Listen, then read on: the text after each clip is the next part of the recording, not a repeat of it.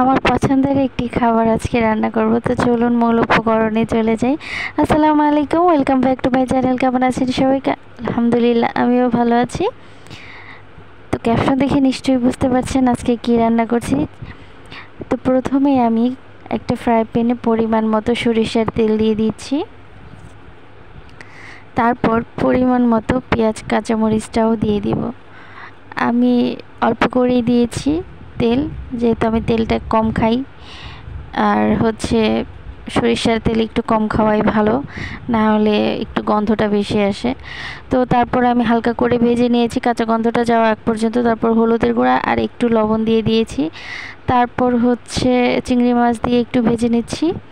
ভেজে নিয়ে তারপর এখানে আমি কাঁঠালের বিচি পরিষ্কার করে কুচু কুচু করে কেটে নিয়েছি, আর দুইটা কাঁকরোল দিয়ে দিয়েছি। দিয়ে তারপর এখানে আমি ভাজি করে নিব।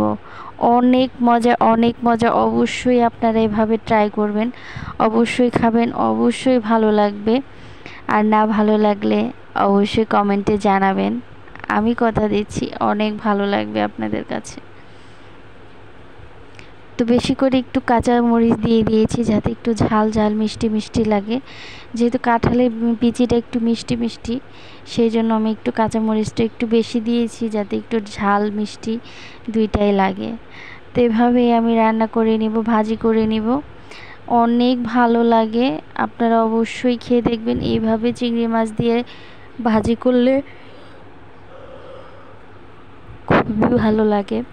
আর আমার ভিডিও আপনাদের ভালো লেগে থাকলে অবশ্যই লাইক, কমেন্ট, সাবস্ক্রাইব করবেন। যারা অলরেডি করে ফেলেছেন তাদের সবাইকে অসংখ্য ধন্যবাদ। যারা এখনও করেনি প্লিজ প্লিজ আমার চ্যানেলটিকে সাবস্ক্রাইব করে দিবেন, পাশের বেল আইকনটি বাজিয়ে দিবেন। তো দেখতে পাচ্ছেন আমি দেখিয়ে দিলাম হয়েছে কি না। একদম সফট হয়ে গিয়েছে, নরম হয়ে গিয়েছে।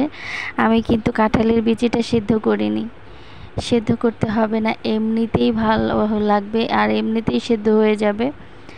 তো পরবর্তী ভিডিও দেখার আমন্ত্রণ জানিয়ে আজকের মতো এখানে বিদায় নিচ্ছি। সবাই ভালো থাকবেন, সুস্থ থাকবেন। আসসালামু আলাইকুম।